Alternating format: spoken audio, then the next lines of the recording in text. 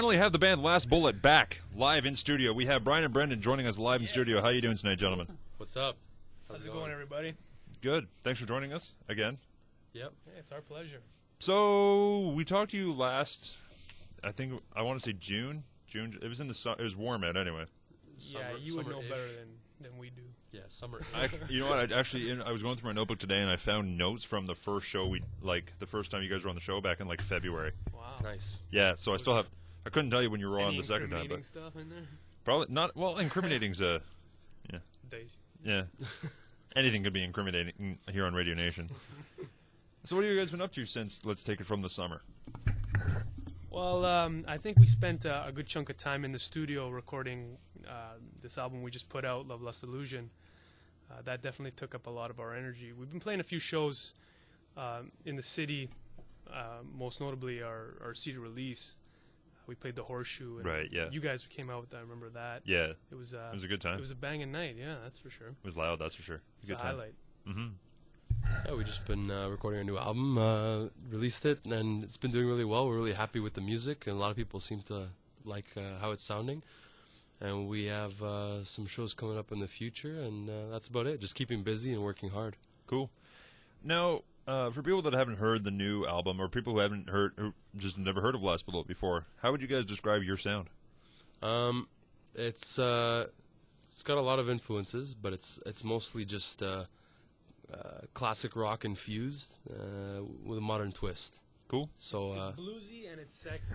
Yeah, that's how. Yeah, it's bluesy. It's sexy. It's got some blues and southern roots in it. It's just got old rock and roll kind of vibe, and we just try to put our own little modern twist that makes us unique and separates us from everybody else. Okay.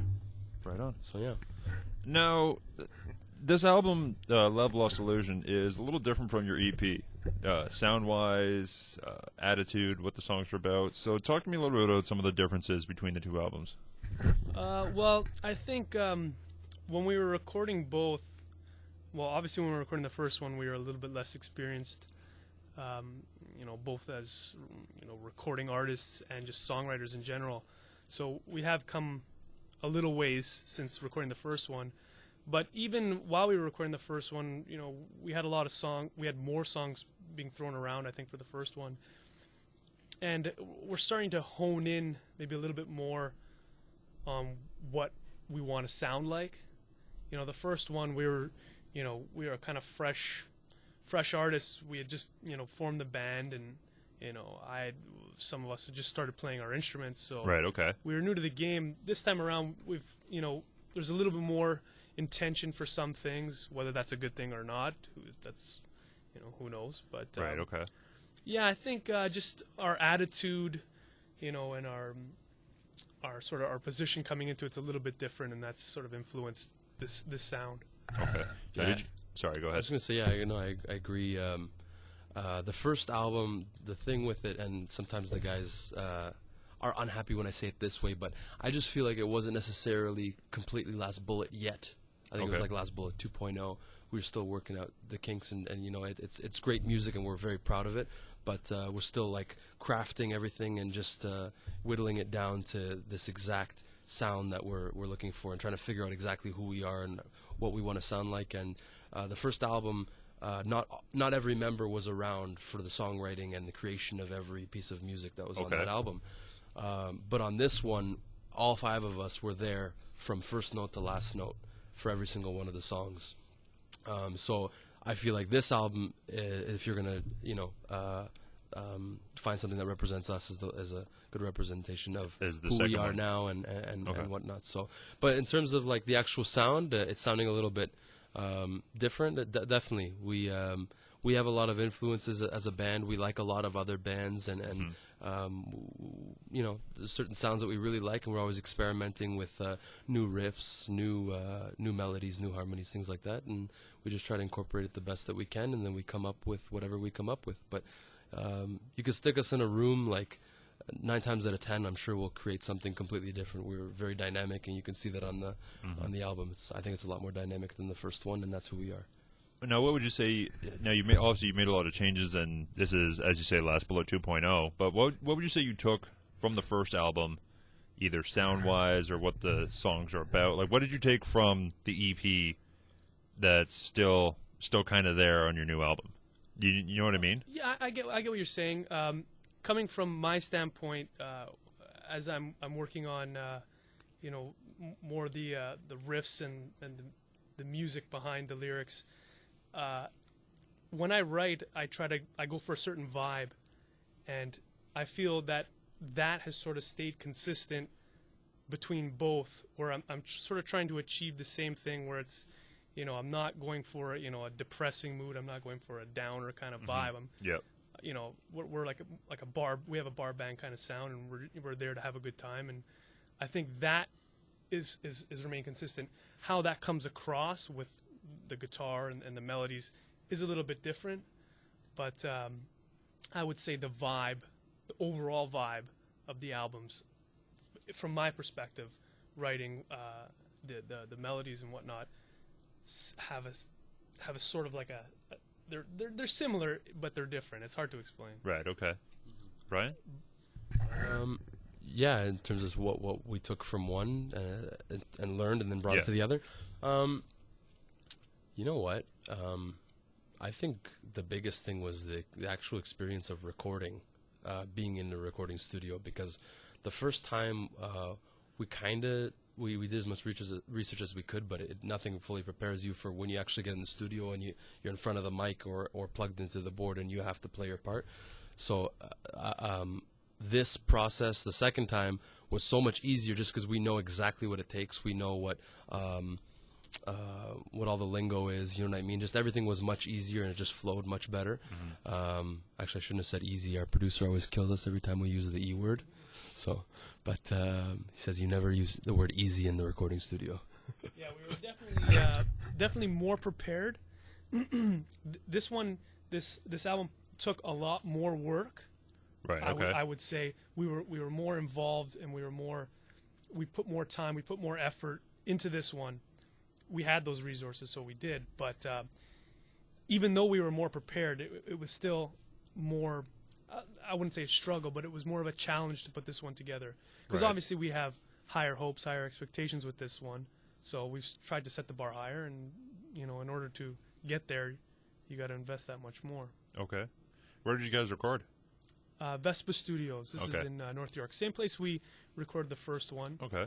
It's sort of become like our home away from home when we're recording. But that's where our producer, Chris Snow, he did a lot of his work there, and he's comfortable with that studio. We're comfortable with that studio, and it's top-notch facility, so no complaints in that. It's also like a great place. There's so many amazing albums have been recorded there. Recently, like Monster Truck has recorded their last 2 EPs, from what I understand there. Okay. I know Billy Talent's done some recording there. A lot of big artists. I think Big Wreck as well. I think Albatross was recorded there, their last album. But right on. But yeah, a lot of really big albums have been recorded there. So it's cool just to be in the studio, looking at the walls and seeing all these like gold records. So, yeah. Right on. Now, take me through time-wise how long it took from writing the first song to having the album done. We when the second album was released, I'd say like a month afterwards. Well, even before that, Brendan's always writing stuff, you know. Okay. And when I get in my songwriting modes, because they come in waves, kind of, I start writing stuff a little early too. But it's never really like become a song. It doesn't really become a song until we bring it to each other and we say, "Hey, can you think of something else?" So I'd say about a month after the release of our first album, we started kind of just putting the first songs together. It came. I'd say the next 2 or 3 songs were written within the next 3 or 4 months following the first release, and then we had about 4 or 5 more songs that we were working on, but we weren't sure which ones we were going to choose because we knew that we didn't want to do a full album. We wanted to do another EP or shorter album. Right. Okay. So we ended up writing 4 or 5 songs, and then we had to kind of choose between. There were 2 or 3 slots left, and we had to choose between 2 or 3 of them. We made a decision on which ones had the most potential, and then started fleshing them out to a point where we felt they were comfortable. We were comfortable with recording them. So yeah. Fair enough. Now, I have a question as to why Last Bullet, the single, you released it, I believe, on your website, and it was on Reverb Nation or it was on SoundCloud or one of those It's ones. floating around out there. Why didn't it end up? Was it not picked to be on Love Lust Illusion? Well, that's interesting. We had a lot of concerns with that track in terms of it not being on an album, and it was it was kind of strange. It was we were in a weird position when we recorded that song. Our producer was actually, he had some free time, and in terms, he wanted to do some promoting for himself, so he was offering free tracks, to do a free track for anyone who was down between this period of time. So naturally we asked him, yeah, hey, we're down for a track, and Last Bullet was a track we did. We did it very quickly. We did it very low budget. We recorded in his house, and basically the reason why it's not on, an album, is because it sort of doesn't fit with either the first one or the second one in terms of how we recorded it. It might sound a little bit off from the first one because it wasn't done at Vespa. Same reason why it wouldn't fit on the second one, but it's something we've thought about, and the idea of releasing it, doing a new release of the first album with Last Bullet on it was one idea that we had. The idea of putting it on the second one was shot down pretty fast because we wanted it to be all new material. But we have thought about releasing it as a re-release with the first album. And for the most part, I think that's specifically why we chose it, is just because we felt like it was in a kind of like no man's land. It kind of didn't really fit with either album fully. It would have fit more with the first album, but again, it wasn't recorded in the same studio, so we didn't want an inconsistency in the sound at all. We wanted everything to be top notch, and we felt strongly that it didn't fit on the new album because the new sound is not completely different, but in a slightly different direction. And I think you said that yourself. So yeah, fair enough. It's still a very fun song to play, and it's one of my favorite songs to play live. So anytime we have a chance to play it, or the odd time that I catch it, I hear it.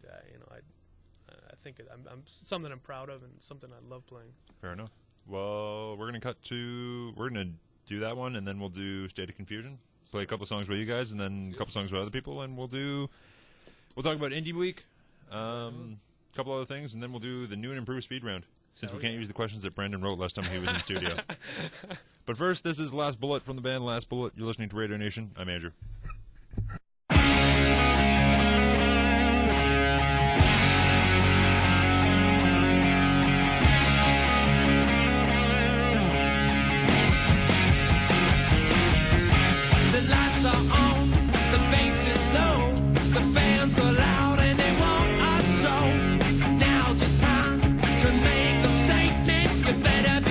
Cause you ain't playing in the basement. Your heart is racing, blood boiling too.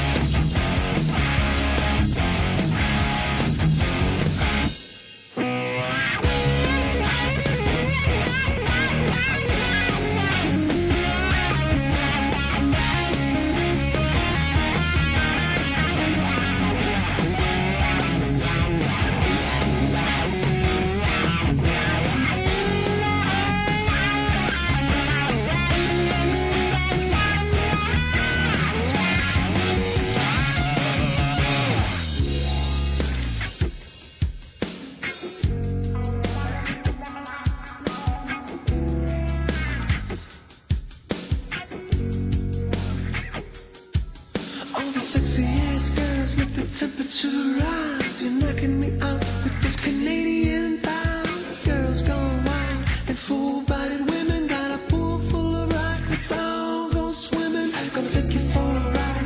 You might enjoy. We can do it, cowgirl, 'cause I'm your cowboy. Screaming my name, I'll take you to the limit. Your body is the prize, and I know I'm gonna win it. The guitar's a tune and it's screaming with treble. Rock and roll you to a whole nother level. Hot girls in the crowd, we wanna see you move, 'cause the music ain't enough. We got something to prove. Passion and energy, the hunger inside. We won't stop playing till you feel alive. Gonna rock till we die, no matter how you put it. You get one shot, it's gone.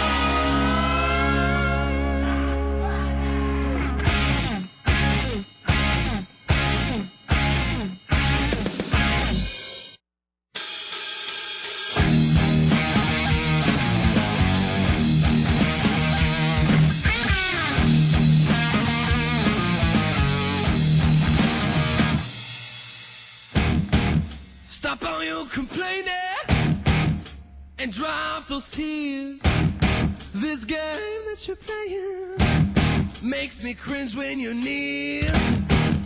You tell me you love me when things are alright. The next day you hate me, Mrs. Jekyll and Hyde. Ain't no solution to this state of confusion. It's a love lost illusion, constant state of confusion.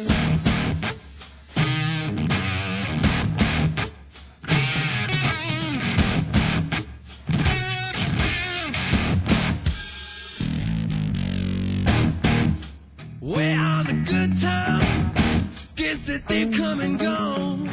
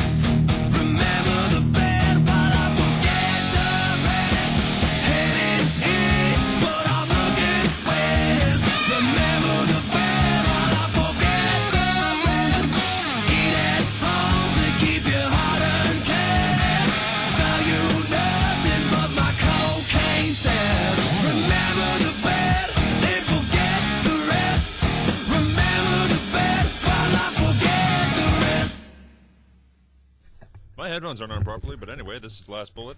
You're listening to Radio Nation. What's up, guys? What's Yo. up, Andrew? So, talk to me a little bit about those two tracks we just played. Both of them were off your new CD. Yeah, well, I guess we'll start with State of Confusion. I think that was one of the first riffs. A few songs off Love Lust Illusion I had written while we were recording the first album. Oh, okay. But I believe State of Confusion was the first thing that I was working on right after we released or recorded the first album. And it started with that chorus riff, and that I just felt like that one was going to be a strong one, and we sort of wrote the rest of the song around it, came up with the bridge, and then took it to these guys, to Brian and Mike. I think I think you might have been, Brian might have been not present at the time that I first brought it up. I was showing Mike, and I was telling him what kind of vibe, what kind of feel I was going for, and the next day he actually wrote the lyrics for State of Confusion. Okay. And that's how that song came together. Well, and that was going to be my next question is, are you mainly responsible for the lyrics, Brian? No. On this album, if you consider, like, I guess the majority of the songs, I think I wrote most of them, kind of. I'd say half and half. But yeah, no, Mike does a lot of the lyric writing as well. It's split between me and Mike for the most part. It's basically whoever can come up with the best idea or comes up with an idea first that no one hates. So or that everyone likes. So normally I'll approach whoever's, when I'm ready to approach one of these guys or the band with something that I feel strongly with, whoever's around that day normally gets first crack at it. So, like with Jet, Brian and I were at the studio one time by ourselves for a few hours. So he got first crack at it, and we sort of just put it together, the two of us. Right, okay. actually, like, for example, State of Confusion, that, like, yeah, he's right, basically. So he had a riff that we were actually playing around with for a while in practice, and Mike was the first one to, hear it and get a chance at writing lyrics. But in terms of actual Jet, I wrote that when I was in vacation. I wrote melody and lyrics. I was in Portugal at the time on vacation. I was sitting in the airport. I had nothing better to do, and I was just thinking about what I would do if I owned the jet that I was flying back to Canada on. Right. Okay. So yeah, no, I wrote it for the most part, and I wrote, like, I thought of just some guitar and basic bass and drum ideas. The drums pretty much stayed exactly how I envisioned them, but Brendan is a guitarist and I'm not, so he had a better, he fleshed out the guitar part a little bit better than what I could come up with. Right, so okay. so yeah, I basically brought it to him. And that might have been one of the Jet and maybe one or two other songs that we recorded might have been the few that actually were pieced together with some lyrics before there was a melody. Right. Okay. Most of the tracks started off with a guitar melody or something and was built from that. But Jet was an interesting one where Brian had a very signature drum line that sort of the song was based around, plus his lyrics, and then the verse was obviously very simple. That was just an interpretation of what Brian's flow was for the verse. And the chorus was just a riff I had, and it sort of came together really nicely, and that was that. Forget the Rest, we sort of...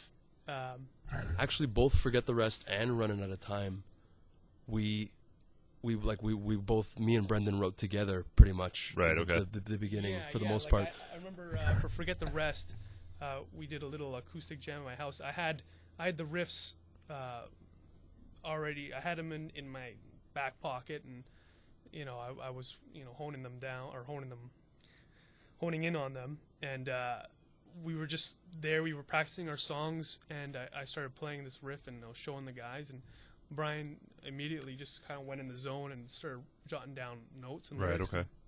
By the end of the night, we pretty much had Forget the Rest down, so he sort of wrote that on the spot, and it fit the vibe, and it meshed well, and what he was trying to convey was something that he can tell you that he was relating to at that moment, something that he was going through at that moment that really kind of fit with the vibe that I was going for. So he really clued in on where I was trying to take the song, and he just matched up really well. I want to jump in there for a sec. you were talking about how when your songs are written, it's usually like the tune. I almost want to say the tune, for the lack of a better term. It's like the music almost is written first, and then the lyrics are added in later. Right. So how do you decide essentially? Okay, well, with this tune, we kind of want to say, for lack of a better term, we want to say that. Like, how do you put the lyrics with the tune? Like I'd say 90% of the time it starts with music first. Right, yeah. In Jet's case, it started with like lyrics / vocal melody. Right, yeah. But for the most part, you're right. Usually starts with music. In terms of fitting them to the music, what usually takes place is Brendan writes a piece of music. He writes a guitar riff or some guitar progression of some kind, guitar chords, or a melody, and he'll flesh out as many parts as he can. The way that he wants to hear it, or the way he thinks, or whatever he can come up with the way he thinks it should go. Usually sends it to me or Mike. I don't know how Mike usually does it. I'm pretty sure he does the same thing as me, but I just listen to the music over and over, and I just try to figure out. I close my eyes and try to figure out how the actual notation, how the music, the chord progression, the riff, the melody, how it makes me feel. Like, what is it trying to say through pitch and through notes, and then I just try to. Once I find the attitude or the feeling, then I try to get it very specific, and then I try to envision a story that is either fictional or has something to do with life in general or my life specifically. Okay. So yeah. There, when I put these, the compositions when they're being put together, the skeleton of the song, like I sort of, like I was saying earlier, I kind of go for a vibe, or I get into a mood, or I get into something. Like, I know what I want to hear. I don't know exactly how it will be conveyed in language. Okay. I try to give these guys as many sort of clues as to what I'm feeling. And Brian will sort of maybe come with a few lines or a chorus, and most of the time I'll say, yeah, that, like, he normally nails it on the head. What I'm like, the vibe or mood I'm going for. Sometimes it's not gelling, and I'll say, well, I maybe hear, I'll rifle off a couple of songs that I think the lyrics in that song or the vibe of that song sort of fits this music, and so that is then used maybe as a reference. Right. Okay. For State of Confusion, I remember telling Mike, there's a band that we know called Parlor Mob that has a specific vibe to most of their songs, and they sing about a lot of they have some interesting themes in their songs, and I was sort of trying to push them in that direction. I kind of gave them the idea that, yeah, it's what I'm going for, somewhat along the lines, in terms of, level of aggression, level of, emotion, and then, yeah, it's up to them to run with it. For the most part, they do an amazing job at it, and that was one of the first things I noticed when Brian joined the band, and he started writing lyrics to some of the songs that we were writing, that he was in the right headspace, and that was a big deal for me anyway. To quickly go back to the audition, I know it was one of the songs on last. Which CD was your audition, or which song rather? Can't Move On. Can't Move On. Yeah, they had Can't Move On and 2 or 3 songs from the first that were on the first EP. They had very rough demo, instrumental only versions of them on their MySpace. So they said for the audition that I could either sing a cover or write my own lyrics to one of the songs that was just instrumental. And I wrote lyrics to 2 songs, but I ended up just singing the one, and it was Can't Move On. I actually finished the lyrics. I did lyrics, I'd say, for the most part, I'd say 90% of the song. Yeah, I came in and just sang that. We had lyrics to Can't Move On, and but Brian came in and rewrote them, and I think just used the chorus. Right. Okay. So when he first started singing, he told us he'd sing Can't Move On, and then he started singing, and it was different. Okay, but then when he got to the chorus, he sang the chorus the same way. I thought, hey, that was pretty cool. And I like it when he first started singing the first few lines. He was right in the zone with what I was looking for in terms of a vibe, a mood, and okay. And that was one of the, that was confirming, our interest in Brian as a lead singer. To go back to the new CD, where can people go to pick it up? Where is it available? It's all over iTunes. So if you go on iTunes, you just type in Last Bullet. You can find it there. It's on CD Baby. It's on Amazon. It's on eBay. It's where else it is? It's in a few shops as well. You can get it at Culture Rising in Streetsville and Mississauga. I think another record store called Soundscapes is carrying it, and Sonic Boom at Bathurst and Bloor are carrying physical copies.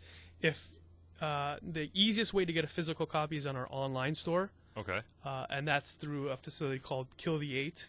If you go to our Facebook page, you will find a link to Kill the Eight's Last Bullet page where you can buy all of our merch. You can buy T-shirts, necklaces, the CDs. So I think that's something new. I think yeah. I think last time you guys were coming on, you were just getting the website finished. Yeah, well, we're in. We've revamped our website, but now we're redoing our website. Okay, all right. But we just got this online store a month or two ago, and so every Last Bullet item you can think of is on it, and it's available at Kill the Eight. So if you go to our Facebook page, we'll get you a link. Cool. It could be delivered anywhere in the world. Right on. Ships internationally. Cool. We're going to do a couple more songs, and we're going to come back, talk about Indie Week, and then we're going to do the speed round. Cool. So, old album or new album? New stuff. New stuff? Running. Running? We'll do running. Okay. So this is Running Out of Time. You're listening to Radio Nation. I'm Andrew. That's Last Bullet. Where can they find you on Twitter? At Last Bullet Music. Cool. Or just follow our Twitter because we've been tweeting the crap out of these guys all night. So this was Carefree of the EP. Last Bullet is here live with me in studio. That's What's up, right. folks? Yep. Yo. So let's talk about Indie Week. You guys are doing like 14 shows, and it's only like 5 days. Yeah, it's gonna be crazy. It's gonna be a week good for time. us. We're playing Wednesday night, Thursday night, and Friday night. On Wednesday, we're actually playing the opening ceremonies at the Hideout. So we're gonna play with Indie Week winners from Ireland's Indie Week. Mm-hmm. I don't know when that happened, and last year's winners from Canada, along with a few other bands. One that we played with before, they're called Super Geek League. They're from Seattle. Okay, yeah. Cool band. Very interesting stage show. So it should be a good night. Thursday we play Cherry Colas, and that's another cool little venue. We've never played it. Little venue But, is the operative word there. Yeah, Trust me. I'm not quite sure how we are going to physically fit on that stage. I've seen 2 or 3 piece bands that played there that made they didn't have much room themselves. So yeah. I think we're gonna have to have all the drums on the stage and the rest of us right on the floor. So. Something like that. I'm not kidding when I tell you the entire stage is not as big as this room. Yeah. No, you're probably right, and we wouldn't fit in this room. So. Yeah. So yeah, and then we have Friday at the Bovine. Now, what's different about that show is within Indie Week, there's a competition that goes on, and the inevitable winners end up going to play in Ireland. So that's the reason why the band from Ireland, we're playing with them on Wednesday, because they won Indie Week Ireland. Okay. So they come here. The winners here will go to Ireland and play a show. That's cool. So so we have the opportunity to win that. So Friday night's the night that we're going to be judged. So if you happen to make it out on Friday, make sure you're hollering and hooting for us. And if we end up making it on through that night, we end up playing Saturday. Okay. And if we make it on through that night, we make it to Sunday. So there's a potential to play 5 nights in a row, which we're excited for. And you guys should you'll do it. I have faith in you. Nice. 5 shows in 5 days would be a lot of fun in itself. But yeah, if Be you win something like that, that would be really cool. We'd love to play in another country, and something that we haven't done yet. So we're looking forward to it. Just as long as you bring Radio Nation with you, yes. Because I've never seen Ireland. We'll pack you in our suitcase. That you would need a very large suitcase to do that. But I appreciate the thought. So Friday's Bovine, if I didn't mention that. Bovine Sex Club. And the times are so tomorrow is the one that's the kickoff. That's at the Hideout. That's at 10:30. 10:30 is kickoff, or when you guys go on? No, 10:30 is when we play. I think the show actually starts at around 8 o'clock. Okay. Well, I know I have to be there for 7 to pick up passes and stuff. Oh, okay, cool. But yeah. Then Cherry Colas is 11 o'clock. On the Thursday. Sorry, my mistake. 11:45. Just double check here. Yeah, it's 11:45. Yeah, and then that big showcase that we were talking about at the Bovine is at 11 o'clock. So Okay. yeah. So yeah, 3 shows for you in 1 week. That's intense. Yeah, it's so intense. It's camping. Well, we've done 2 in a night. We did 2 in a night for Indie Canadian Music Week. Sorry, go ahead, Brian. Just Brian. Seems like only Andrew gets my humor. Yeah, ladies and gentlemen, Brian Fontes. Yeah, I just drowned him out naturally. Yeah, I tried doing that with Nick, but he just talks too damn much. I'm kidding, Nick. If you're listening in right now, come home. We miss you. So you've got 3 shows coming up. Can people get the new CD at the shows? Will you Yeah. have like a merch? Yeah, we'll be setting up our merch table so you can get all the stuff, all the CDs, the T-shirts. But yeah, we just want to see you there, rock Okay. out with us. That's what we do it, right? Anybody in particular you're looking to see? Well, I don't think so. There's going to be a lot of people in town for Indie Week, and the guys at Coalition are going to be present. They have a showcase, and Right. Okay. they're doing a little panel at Long McQuaid, so we're hoping to get in touch with those guys. But yeah, we're just looking to meet some new people and network as much as we can, and hopefully some good comes of it. Cool. Yeah, we're just looking forward to seeing the people who support us all the time. We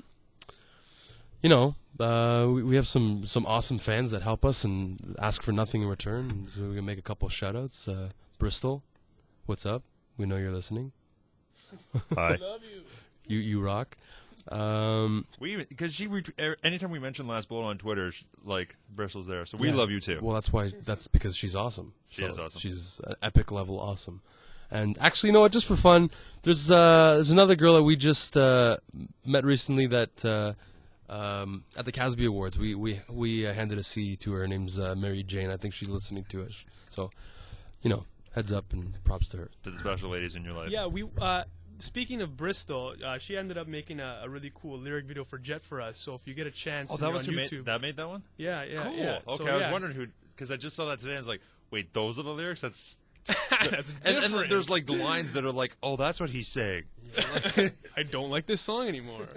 No, I like this song even But better yeah, now. if go to YouTube.com and search Last Bullet Jet, find a lyric video. You'll see it's one of the first few searches, Sweet. and it's something that Bristol put together for us. Really cool. I think the one lyric that most people, because the lyrics are pretty quick, so I can understand that people don't, fully know exactly what the lyrics are of the song Jet. But my favorite one, and the one that I think a lot of people, when they realize what it is, especially nerdy people like myself, they end up liking the song a lot more, which is Tony Stark stripper poles. Yes. Yeah, that would be my favorite. That's my most proud moment. Okay, we have the lyric video here, so we're gonna put a link to it on our Twitter. So anybody that's following us right now, we're tweeting it right now. And for those of you who don't know who Tony Stark is, that's Iron Man. That his secret identity is It's not that Tony big, Stark. Yeah, it's not that big of a secret though. No. Well, if you follow- I'm just saying, if you don't know superheroes and stuff, if you ever watch the movie Iron Man, he has his own private jet, and he's on the jet, and the what's their names? The stewardesses. the stewardesses, That's come a lot by. of S's, but I guess that's what it would be. Stewardesses. The stewardesses come by, and he just presses this magic button, and stripper poles come down, and they start doing what he paid them for. Which is serving drinks and making sure everybody's in the plane safely. Exactly. Right. Exactly. That's how that works.